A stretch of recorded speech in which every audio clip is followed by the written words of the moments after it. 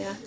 Kemudian konsep marketing terkini menyatakan bahwa perusahaan yang menghargai konsumen akan menerapkan 3 landasan utama marketing. Yang pertama ada co-creation, kemudian ada communitization, dan character building. Ya. Co-creation adalah pendekatan baru dalam inovasi.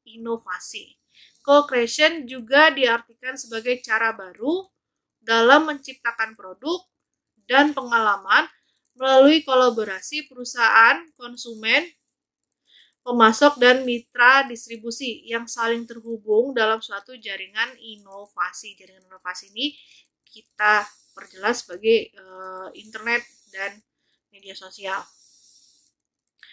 Sebuah produk experience tidak terjadi sendiri. Nah, produk experience tadi adalah akumulasi dari pengalaman individual konsumen yang menciptakan nilai utama produk. Nah, yang membuat adanya produk experience tadi pasti adalah konsumer yang telah mengkonsumsi produk, ya, sehingga muncullah co-creation.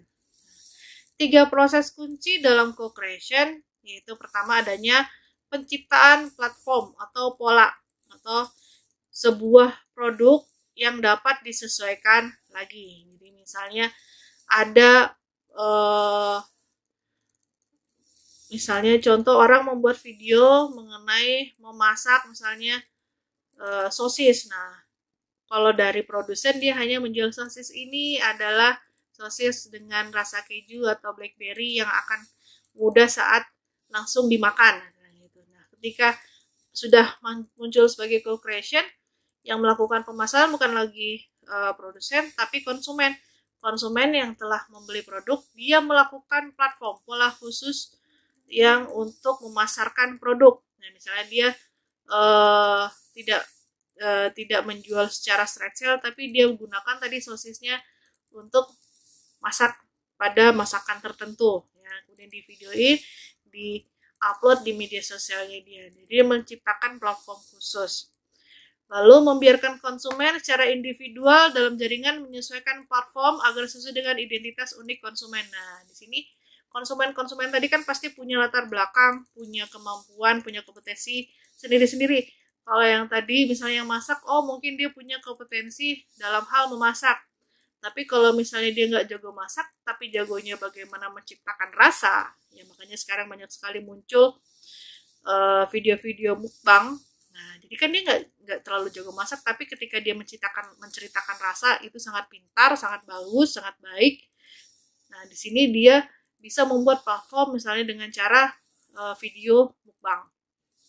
Nah, lalu 3 proses kunci yang ketiga dari co-creation adalah mintalah umpan balik dari konsumen dan perkaya platform dengan memadukan semua usaha penyesuaian yang dilakukan konsumen. Nah, konsumen dan perusahaan tadi minta umpan baliknya misalnya. Bagaimana nih penilaian mengenai produk tertentu? Enak, tidak enak? Misalnya ada review produk, nah itu kan minta umpan balik dari konsumen.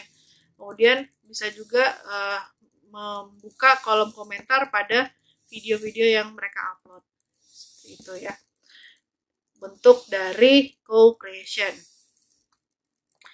Berikutnya ada communitization. Nah, teknologi ini tidak hanya menghubungkan dan mendorong negara-negara dan perusahaan-perusahaan ke arah globalisasi, tapi juga mendorong konsumen ke arah communitization. Jadi membuat komunitas tertentu, ya.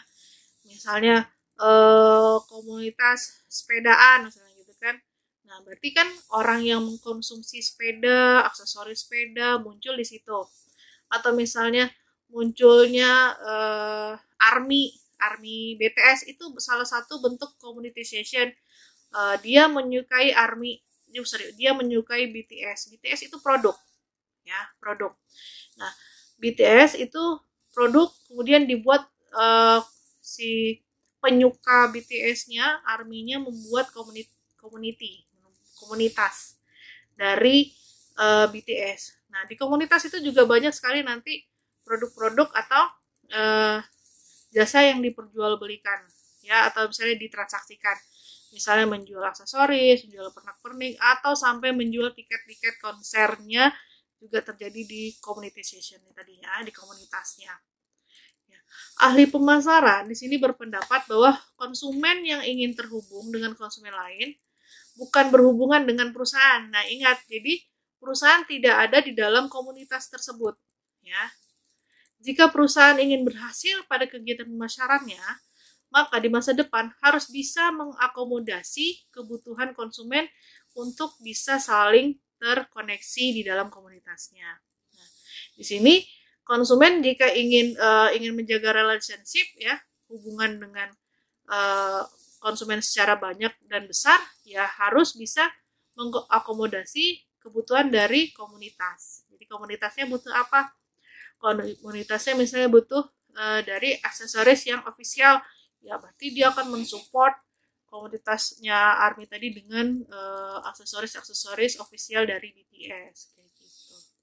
Ya, banyak sih contoh-contoh komunitas. Ini misalnya kalau yang zaman dulu sudah sering muncul itu misalnya mata ya zaman kalian masih ada nggak? HTML Honda Tiger mailing list. Nah, dulu bentuknya community secara online itu dari mailing list. Ya, dari perkumpulan email-email orang yang memiliki atau menyukai tadi si Honda Tiger. Gitu. Community session ini juga bisa nanti kalian temukan di contohnya di media sosial itu ada di Facebook. Ya, jadi ada grup, misalnya grup pencinta kucing. Nah, di sana ada komunitas orang-orang yang menyukai kucing, ya, mulai dari jual beli dari kucing, hibah, kandang, makanan, obat-obatan, dokter muncul di komunitas tersebut. Ya, jadi gampang ya memahaminya ya community session.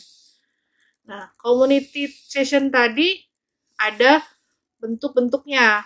Nah, yang pertama bentuk komunitasnya dikenal dengan polls.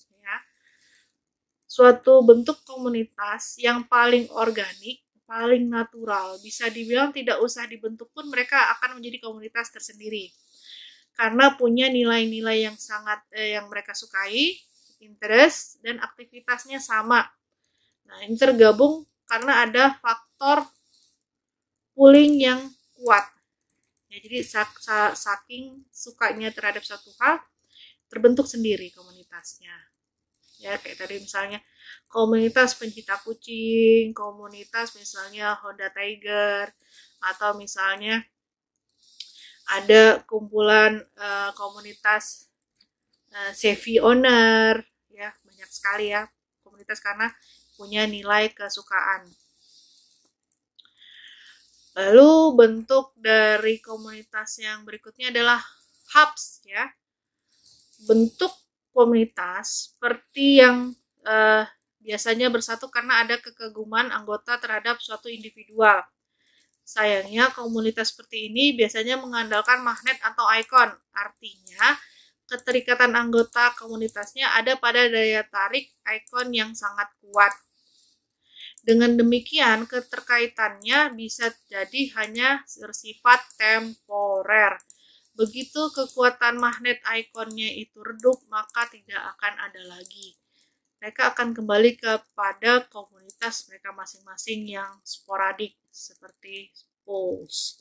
Nah, contohnya ya tadi, misalnya ada ARMY-nya BTS. Nah, itu bentuk dari komunitas hubs, karena ada ikonnya.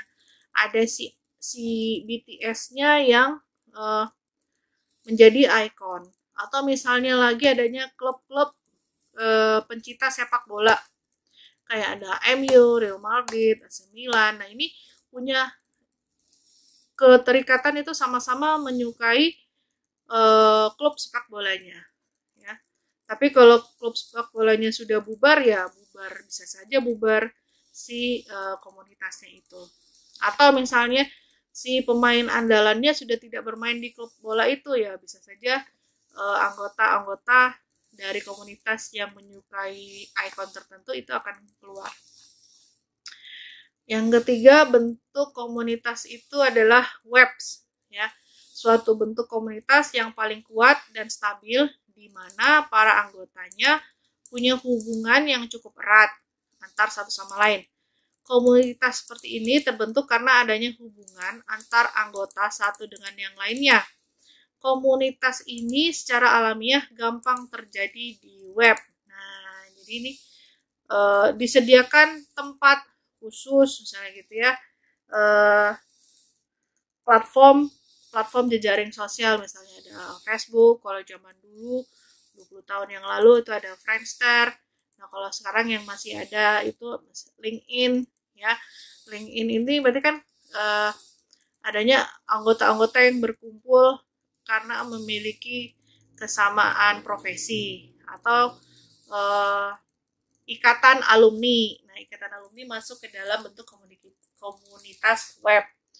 Atau bisa juga misalnya bentuknya dari asosiasi-asosiasi.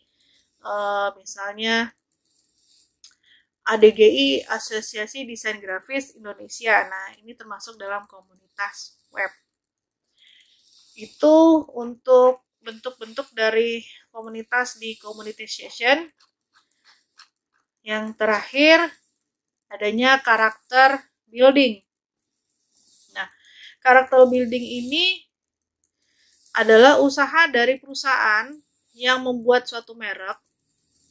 Nah, perusahaan tadi berusaha membangun konsumennya agar sesuai dengan brandnya. Jadi ketika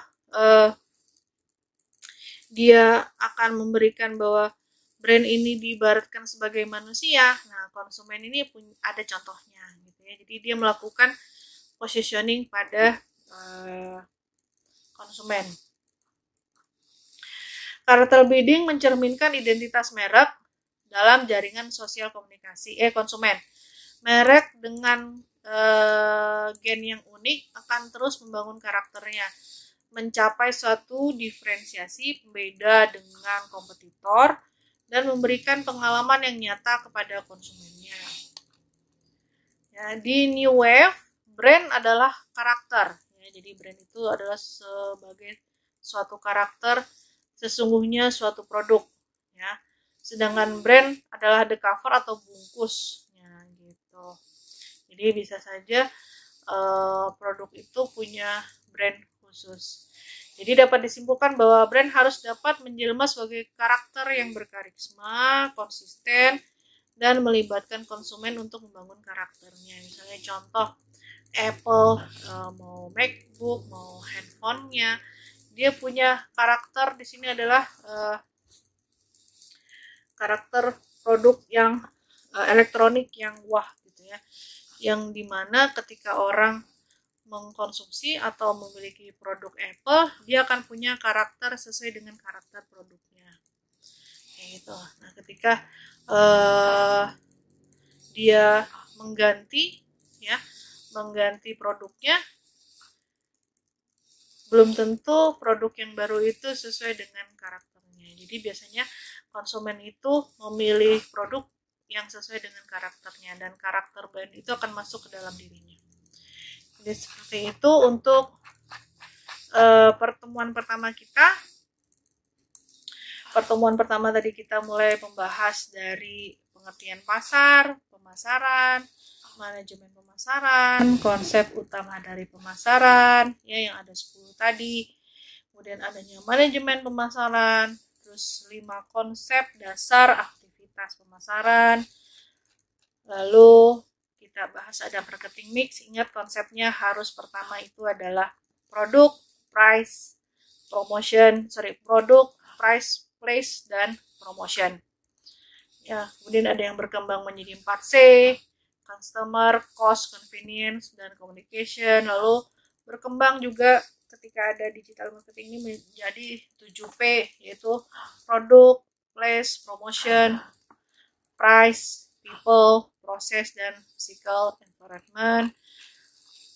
Lalu kita belajar mengenai tren dari marketing, ada marketing 1.0, 2.0, marketing 3.0. Lalu saya juga menjelaskan tentang new wave teknologi, menjelaskan tentang konsep marketing masa depan yang ada co-creation, communitization, dan karakter building. Baik, itu saja yang saya sampaikan untuk pertemuan 1, marketing dan branding. Mudah-mudahan penjelasan saya bisa dipahami Kalau misalnya ada yang kurang jelas, kalian bisa bertanya kepada dosen mata kuliah yang mengajar di kelas masing-masing. Baik, itu saja pertemuan pertama untuk marketing and brand. Terima kasih. Kita bertemu pada marketing and brand pertemuan berikutnya. Assalamualaikum warahmatullahi wabarakatuh.